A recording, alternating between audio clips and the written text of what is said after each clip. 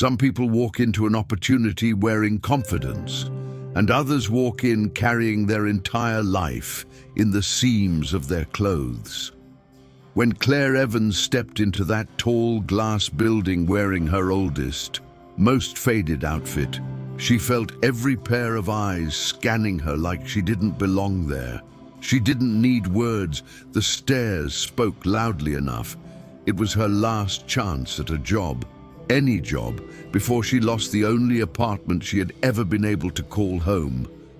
But what she didn't know was this: the janitor quietly sweeping the lobby, the man everyone ignored, the man who offered her help when no one else even made eye contact, was actually the CEO of the company, a man who built his fortune by watching how people treated those they believed were unimportant. And Claire's life was about to change because of a kindness she didn't even know she showed. Before we begin, please subscribe. Your support helps us bring more stories of hope, kindness, and the moments that change everything. Claire Evans had been out of work for 8 long months, not lazy months, months filled with job applications, rejections, interviews that went nowhere, and nights spent wondering how people were able to build lives that didn't crumble the moment a paycheck disappeared. Her savings were gone, her pantry nearly empty, and the little apartment she loved, the one place that still felt like a sliver of hope, was now one missed rent payment away from vanishing. The bags under her eyes weren't from lack of sleep alone. They were a map of every worry she carried. She had exactly one outfit left that was clean, not pretty, not modern, just clean. A faded gray sweater that used to be soft, back when life was softer too. And black pants with a small tear near the seam, a tear she had stitched twice already with mismatched thread. She stood in front of her cracked mirror, pulled her hair into the neatest ponytail she could manage, and whispered, "Please, just let someone see my heart today." The silence of the apartment answered her back. She headed to the interview at Sterling Industries, a company so large she had Googled it 3 times to make sure she wasn't walking into the wrong building. When she arrived, the lobby took her breath away. Marble floors polished to a shine, gold accents glimmering like the sun itself lived there, and people in sharp suits walking with confidence she wished she could borrow for just one day. She felt small the moment she stepped in. Small, invisible, and painfully out of place, and then she heard the laughter behind her. 2 receptionists whispered loud enough for her to hear deliberately. Did she get lost? She can't be here for a corporate interview, and look at her clothes. The words sliced deeper than they should have. Claire swallowed hard, kept her gaze ahead, and kept walking. But nerves clawed at her chest. Just then, a man in blue coveralls, holding a mop, stepped gently into her path.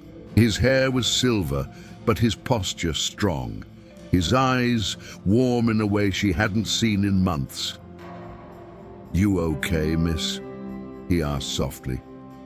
She blinked fast, surprised anyone even noticed her, much less cared. "Yes, sir, just a little nervous," she admitted. He gave a warm chuckle, the kind that felt like a soft blanket over cold shoulders. "Well, nerves mean you care. Nothing wrong with that."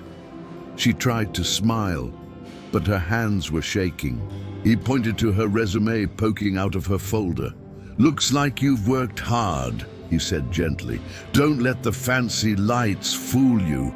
This place could use someone with heart." Something loosened in her chest. Her shoulders eased a little. "Thank you," she whispered. "I really needed that."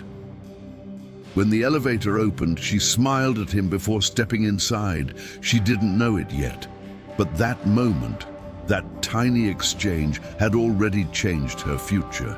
Little did she know, He had already made up his mind about her. Claire entered the interview room, expecting professionalism, maybe even kindness. Instead, she found three rigid faces behind a long glass table. They didn't hide their disdain, not even for a second. Their eyes swept from her worn sweater to her patched pants. One of them smirked openly. "So, Ms. Evans, you came from retail work. Not exactly impressive." Heat crawled up her neck, but she held her chin steady. "I don't have much experience in corporate settings," she said, "but I do know how to work hard, stay honest, and treat people with respect." The woman in the center scoffed. "That's cute, but we need someone polished." "Someone who looks the part," another added. Her stomach twisted. Claire had scrubbed floors, restocked shelves, folded clothes in back rooms with no air conditioning, handled rude customers with a smile, yet none of that seemed to matter. Then came the worst comment. "You know," the third panelist said, "our CEO expects professionalism. If he saw someone dressed like this, he'd walk out."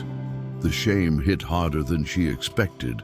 Her throat tightened, but she thanked them politely and walked toward the elevator, fighting tears she refused to let fall in front of them. When the doors opened, she nearly bumped into the janitor again, but his expression was different now. Gone was the soft warmth. Now his eyes were sharp, focused. "Did they treat you poorly?" he asked quietly.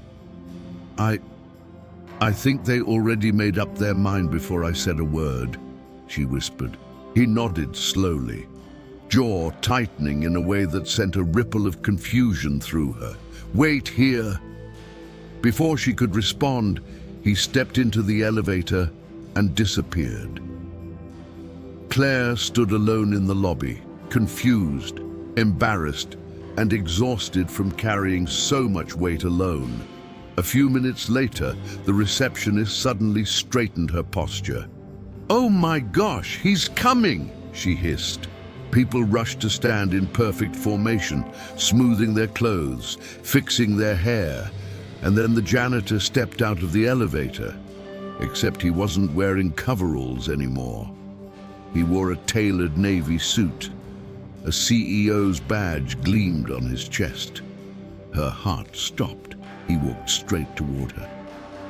"Claire," he said gently, "I'm Richard Sterling, the CEO." The entire lobby froze. Her hands shook. I'm so sorry, sir. You thought I was a janitor." He smiled slightly. "That's the point." He turned to the staff, voice calm but thunderously firm. "I walk this building every morning in coveralls because I want to see who treats people with dignity. And today," he looked back at Claire, eyes softening, "you were the only person who showed me kindness. You spoke to me like I mattered." The interview panel appeared behind him, pale as paper.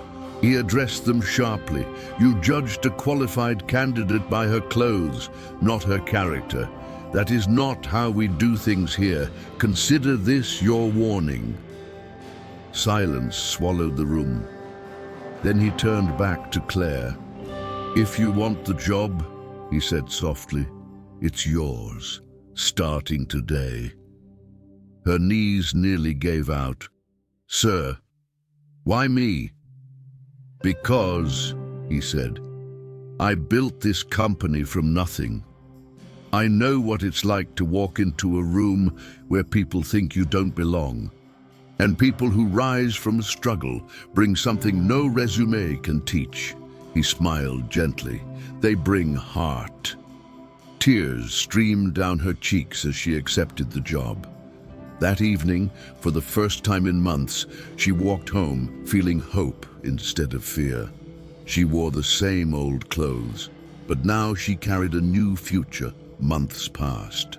Claire became a rising star at Sterling Industries, not because she knew the right people or because she looked the part, but because she worked with sincerity.